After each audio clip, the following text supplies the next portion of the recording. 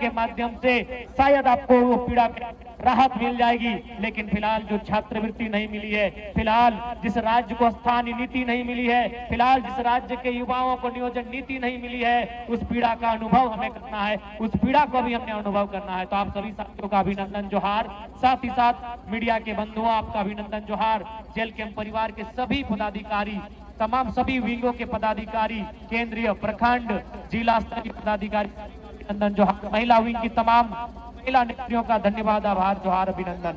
जैसा कि आप सभी जान रहे हैं, आज हम सभी एक लंबी यात्रा के बाद राजधानी पहुंचे हैं। आज 180 किलोमीटर की दूरी तय करके हम सभी राजधानी पहुंचे हैं और आज इसलिए हम यहाँ आए हैं कि इस राज्य के भविष्य करते हैं, इस राज्य के भविष्य जो आज वर्तमान में स्कूलों में, कॉलेजों में शिक्षा ग्रहण कर रहे हैं, जो अध्ययन कर रहे हैं, जो पढ़ाई लिखाई पूरी करने के बाद इस राज्य को संवारने का काम करेंगे, इस राज्य को संभालने का काम करेंगे, इस राज्य की उन्नति में आगे ले जाने का काम करेंगे। उन नौजवानों की, उन बहनों की, उन भाइयों की जो स्कॉलरशिप नहीं मिली है, हम उनकी आवाज बनकर 180 किलोमीटर की यात्रा करके यहाँ तक आए हैं। हम इसलिए यहाँ तक आए हैं कि जब से झारखंड राज्य बना है, भगवान बिरसा आबा धरती मुंडा, बिरसा मुंडा की जयंती, हमारे भगवान धरती आबा बिरसा मुंडा की जयंती सन 2015 नवंबर को जिस राज्य का गठन किया गया, उस दिन की तारीख से इस राज्य के लोगों का, इस राज्य के निवासियों का लगातार ये मांग रहा है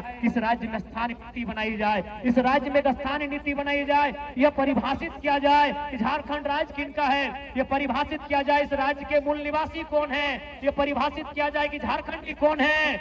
1932 के खतियान के आधार पर स्थानीय नीति की मांग को लेकर हम सभी यहाँ पर पैदल चलकर आए हैं।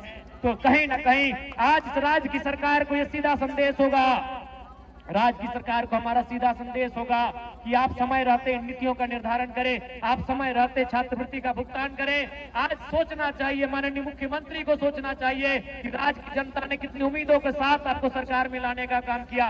राज्य की जनता ने आपको 2 बार पूर्ण बहुमत से सरकार में लाने का काम किया, लेकिन आप भूल गए अपना वो वादा जो आपने चुनाव से पहले कहा था कि हमारी सरकार बनते ही हम 1932 के खतियान के आधार पर स्थानीय नीति लागू करेंगे।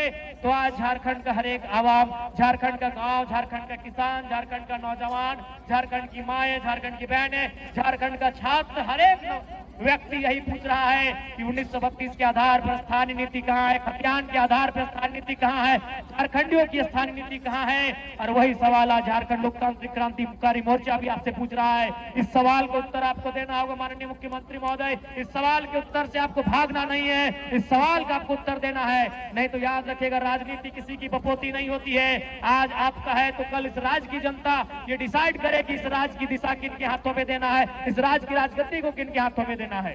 आज बड़ी दुर्भाग्य की बात है, आज जहां हम लोग धरना दिए हैं, ठीक इसके बगल में हमारे दिव्यांग भाई बहन लोग धरना दिए हैं। ये कितना चिंता का बात है। आज यहीं से हम देख रहे हैं, आज भले उस विधानसभा के सदस्य हम हैं, भले विधानसभा के बाहर आप देख सकते हैं यहीं से जगमग विधायकों का आवास दिख रहा है। आज कहीं ना कहीं हमारा देश और हमारा राज्य भी विरोधाभास का राज्य बनता जा रहा है। आज हमारा झारखंड विरोधाभास का राज्य बनता जा रहा है। एक और जहां हमारे माननीय विधायकों को 4 करोड़ 32 लाख का आवास दिया गया है रहने के लिए, आलीशान महल, आलीशान बंगले दिए गए हैं रहने के लिए, मंत्रियों को 6 करोड़ का आवास, 6 करोड़ का महल दिया गया है रहने के लिए। और उसी राज्य में जो अपंग है, जो अपाहिज है, जिन्हें हम दिव्यांग नाम दिया गया है, जिन्हें दिव्यांग कहा जाता है, जिनका हाथ नहीं है, जिनके पांव नहीं है, जिनकी आंख सलामत नहीं है, जिनके शरीर का कोई ना कोई अंग सलामत नहीं है, आज वे लोग पेंशन पाने के लिए आंदोलन करते हैं। आज कई महीनों से उनका पेंशन बंद पड़ा है। तो सोच सकते हैं आज झारखंड की दिशा को किस ओर आप लेके जा रहे हैं। इसलिए आज इस कार्यक्रम के माध्यम से राज्य की सरकार को सीधा चेतावनी होगा, राज्य की सरकार को सीधा संदेश होगा कि आप अगर हमारी जो मांगे हैं, जिन मांगों को लेकर हमारे संगठन के पूरे टीम के साथ ही डुमरी से रांची चलकर आए, अगर उन मांगों की पूर्ति नहीं की जाती है तो यह पद यात्रा है। पद यात्रा के बाद हम लोग एक नई यात्रा, एक नए कार्यक्रम की रूपरेखा तैयार करेंगे और झारखंड सरकार को ईंट से ईंट बजाने का काम करेंगे। इस बात को भी सरकार याद रख ले, इस बात को भी सरकार को याद रखना होगा कि आज, और यह तो आपको अनुभव करना होगा। आप कहते हैं आप और पूरा राज्य जानता है आंदोलनकारी के सुपुत्र हैं, लेकिन कैसा आपका परवरिश हुआ है, आप कैसा आंदोलनकारियों का सम्मान करते हैं कि आज आंदोलनकारी के राज्य में आंदोलनकारियों की स्थिति कहां है। आज आपने 10,000 सहायक आचार्य की नियुक्ति दी, मैं पुनः उसके लिए आपको बधाई दूंगा। मैं पुनः आपके साथ साथ उन 10,000 सहायक आचार्य को भी बधाई दूंगा। लेकिन सवाल ये होगा मुख्यमंत्री महोदय, आपने ये तो झारखंड की जनता को बता दिया कि आपने नौकरियां दी, लेकिन क्या आप बताएंगे कि ठेकेदारी किनको दे रहे हैं? जो 50 करोड़ का, 100 करोड़ का, 200 करोड़ का, 500 करोड़ का, 1000 करोड़ का टेंडर जो निकल रहा है, वो टेंडर आप किसको दे रहे हैं? ये भी राज्य की जनता को बताना। आज एक उपायुक्त के बगल में, उपायुक्त के पीछे, डीसी के पीछे, डीसी के आगे, डीसी के दाएं, डीसी के बाएं जो व्यक्ति खड़ा होता है, जो काम करता है, वो आउटसोर्सिंग के माध्यम से आता है।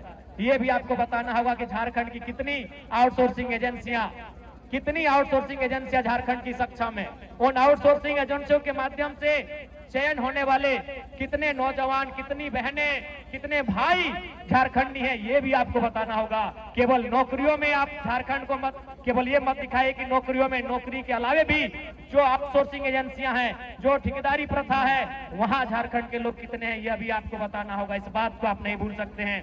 और आज बिल्कुल ये दुर्भाग्य की बात है, 25 सालों के झारखंड में अगर कुछ बदला है, इन 25 सालों के झारखंड में अगर कुछ बदला है तो केवल नेताओं का जीवन बदला है। इन 25 सालों के झारखंड में कुछ बदला है तो विधायकों का जीवन बदला है, सांसदों का जीवन बदला है। वो चुनाव जीतने के बाद हार भी जाते हैं, उनको आजीवन लाखों रुपए सैलरी दिया जाता है, उनको आजीवन लाखों रुपए की सैलरी का भुगतान किया जाता है। लेकिन आम जनता का जीवन कितना बदला है? आज आम जनता केवल छात्रवृत्ति के लिए नहीं, बल्कि हमारी माएं, हमारी बहनें जो सेविका का काम करती है, जो सहायिका का काम कर रही है, जो पोषण सखी, बैंक सखी का काम कर रही हैं, वो भी आज धरने पर बैठी हैं। आज जो हमारे जेटेट परीक्षा की मांग को लेकर लोग धरने पर बैठे, हमारे सहायक आचार्य जिनकी 1600 नियुक्ति हुई थी, लेकिन नियुक्ति के बाद, रिजल्ट आने के बाद, संशोधन करने के बाद उन्हें छांट दिया गया, उन्हें फिर से उनका रिजल्ट पेंडिंग कर दिया गया, ठंडे बस्ते में डाल दिया गया। आज वे लोग धरने पर बैठे हैं। जेईपीसी कार्यालय में नौजवान धरने पर बैठे हैं, पंचायत के सहायक धरने पर बैठे हैं, पूरे राज्य के नौजवान, पूरे राज्य की बहनें धरने पर जगह जगह बैठी हैं। तो समझ में आना चाहिए कि 25 सालों में आपने कैसा राज्य बनाया। इसलिए अब झारखंड का नौजवान, झारखंड की आने वाली पीढ़ी ये कतई बर्दाश्त नहीं करेगी कि हमारा राज्य इसी प्रकार से लूटता रहे। आज क्या स्थिति है सबको मालूम है। बिल्कुल आज कहने में ये किसी को गुरेज नहीं है कि राज्य का खजाना खाली है, तो उसके लिए दोषी मुख्यमंत्री महोदय आप है। यदि राज्य का खजाना खाली है, इसका मतलब यह है कि आप विजन के साथ राज्य को नहीं चला रहे हैं। जिस राज्य में प्रतिदिन हजारों रुपए का कोयला, हजारों करोड़ का बालू अवैध रूप से निकासी किया जाता है, उस राज्य में अगर राज्य का खजाना खाली है तो उस राज्य के मुखिया की कार्यशैली पे सवाल खड़ा होता है। आज आपने लूट की इतनी छूट दे दी है कि एक साधारण सा पदाधिकारी, एक प्रखंड, एक थाना स्तर का पदाधिकारी महीने में अवैध रुपए से लाखों रुपए कमाता है। वो किसका पैसा है? राज्य का पैसा है, वो राज्य का खजाना है। लेकिन आपकी विजन आपको स्पष्ट बता रही है कि लूट की छूट है, भले खजाना भरे या ना भरे। इसलिए आज राज्य की जनता को आपको हिसाब देना होगा। और यदि राज्य की जनता को आप हिसाब नहीं देते हैं, यदि सच समय राज्य की जनता के जो मुद्दे हैं, विशेषकर स्थानीय नीति 1932 का खतियान हो या 1964 का खतियान हो या भाषा, संस्कृति, परंपरा का आधार हो, यदि इस राज्य के लिए आप स्थानीय नीति नहीं बनाते हैं तो इस राज्य की जनता जिन्होंने आपको पलकों पे सजाया है, ये आपको धूल में मिला सकते हैं। इस बात को याद रखिएगा, क्योंकि विधानसभा शाम की आवाज है और शाम की आवाज दूर तक जाती है। और आपके पदाधिकारी, आपके मंत्री, आपके विधायक भी जरूर इस बात को सुनते हैं कि आज दिन भर जो लोग धरना पर बैठे थे, चाहे वो दिव्यांग हो, चाहे वो आंगनबाड़ी की दीदी लोग हो, चाहे वो जेल कैंप के तमाम साथीगण हो, चाहे वो सहायक आचार्य हो, चाहे वो व्यवसायिक प्रशिक्षक हो, चाहे वो किसी भी विभाग के आंदोलनकारी हो, उन्होंने किन बातों को रखा, दिन भर क्या क्या हुआ, यह आवाज आपके कानों तक जरूर जाएगी।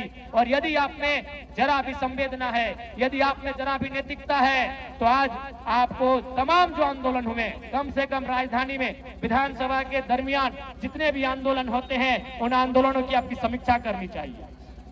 यदि आप सही में दूरदर्शी सोच के लीडर हैं, यदि आप सही में दूरगामी सोच के लीडर हैं, आपकी सोच अगर दूर तक आपको लेकर जाती है, यदि आप दूर का सोचते हैं, आप एक विजनरी लीडर हैं, तो आज दिन भर में जब से विधानसभा का सत्र चल रहा है, तब तक राजधानी में जितना आंदोलन हुआ, चाहे आंदोलन करने वाले किसी भी राजनीतिक दल के हैं, उनके मुद्दे क्या थे और उन मुद्दों उन मांगों की अगर आप समीक्षा करते हैं तभी आप अपने आप को एक बेहतर लीडर कहिए। और यदि आप उन मुद्दों को उन मांगों को यह कहकर अनसुना कर देते हैं कि आपके पास 56 सीटों की सरकार है, तो आप विजनरी लीडर नहीं है, आप अहंकारी लीडर हैं। आपको अभिमान है, आपको दर्प है, आपको घुमान है कि आप 56 सीटों के साथ सरकार में हैं। ऐसे में आप अपने आप को अभिमानी लीडर कह सकते हैं, विजनरी लीडर नहीं कह सकते हैं।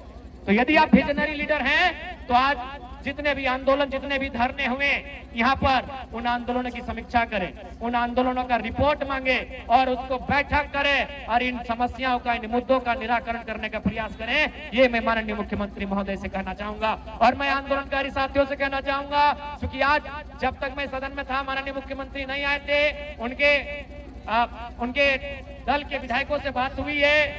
हमारे महामहिम के जो राजभवन, अभी उन्हें लोक भवन का नाम दे दिया गया है, राजभवन अब लोक भवन बन गया है, तो वहां भी बात हुई है। वो आंदोलनकारियों की प्रतिनिधि मंडल टीम से मिलेंगे, उनमें 5-7 सदस्य टीम जो भी है आप लोग पद यात्रा करके, विशेषकर जो डुमरी से रांची तक आए हैं, आप लोग चयन कर लेंगे।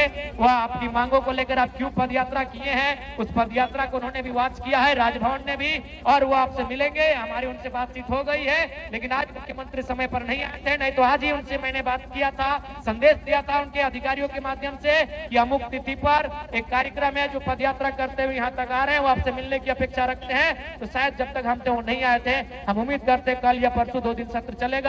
जो भी पद यात्रा करके, विशेषकर जो 180 किलोमीटर चले हैं, उन्हीं में से 5 या 7 प्रतिनिधि मंडल का चयन किया जाए और वह मुख्यमंत्री से भी मिलेंगे और महामहिम राज्यपाल से भी मिलेंगे और मिलकर हमारी जो समस्याएं हैं, उन समस्याओं से उनको अवगत कराएंगे और निराकरण करने की दिशा में वो कार्य करेंगे। ये उनसे हम अपील करेंगे। क्योंकि रात्रि का समय है, हमारी माताएं बहनें भी काफी दूर दराज से आई हैं। सबसे पहले मैं पुनः आपके इस हौसले को, कड़कड़ाती ठंड है, बिल्कुल रांची की ठंड बाकी जिलों की ठंड की तुलना में ज्यादा है, उसके बाद भी आपने इस ठंड की परवाह ना करते हुए इस राज्य के भविष्य के लिए, इस राज्य की स्थानीय नीति के लिए, इस राज्य के पढ़ने वाले स्टूडेंट की स्कॉलरशिप के लिए, इस राज्य के तमाम ऐसे लोग जो आज सिस्टम से प्रताड़ित है, सिस्टम से हतोत्साहित है, सिस्टम से परेशान है, उनकी आवाज बनने के लिए आपने 180 किलोमीटर की जो यात्रा की, यह यात्रा झारखंड के इतिहास में, झारखंड के आंदोलनों के इतिहास में स्वर्णिम अक्षरों में लिखा